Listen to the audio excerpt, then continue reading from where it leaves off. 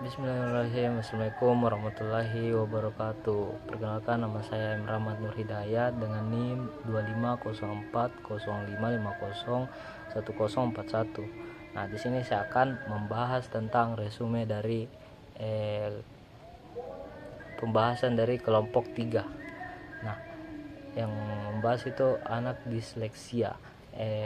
Anak yang mengalami kesulitan belajar, khususnya disleksia, membaca itu sangat penting karena semua pelajaran butuh kemampuan ini.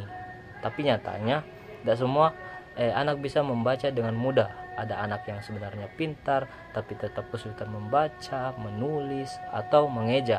Nah, kondisi ini tuh bisa disebut disleksia. Nah, disleksia itu bisa dibilang dengan gangguan dalam memahami atau mengelola kata-kata. Jadi bukan karena anaknya malas atau kurang pintar, tapi memang cara otak memproses bahasanya itu beda-beda. Nah, kalau dilihat dari sejarahnya, disleksia ini sudah lama diteliti, bahkan sejak sudah ada kasus anak yang cerdas tapi tidak bisa membaca. Nah, dan dari situ mulai banyak penelitian berkembang tentang kondisi ini. Nah, jenis disleksia yang paling umum yang sering muncul sejak kecil biasanya disebut disleksia perkembangan. Ini sering dikaitkan dengan faktor keturunan atau kondisi otak. Ciri-ciri anak disleksia itu bisa beda-beda, tapi biasanya mereka kesulitan membaca, mengeja, atau memahami tulisan. Karena penting untuk dikenali sejak dini supaya bisa langsung dibantu dengan cara yang tepat.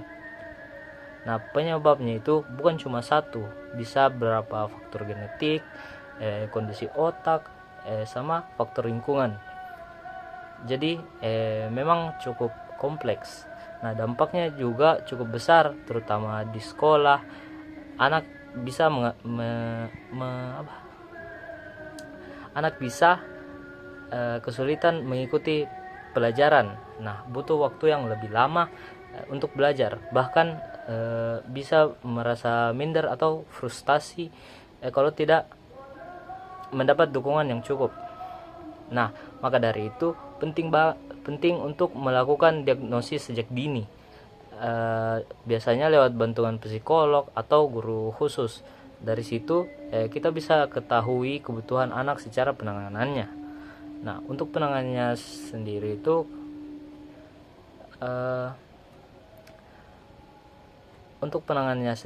harus disesuaikan dengan kebutuhan anak, terus tidak bisa disamakan dengan anak lain. Nah, dan yang paling penting itu kerjasama antara guru dan orang tua dan tenaga profesional supaya anak bisa berkembang dengan baik.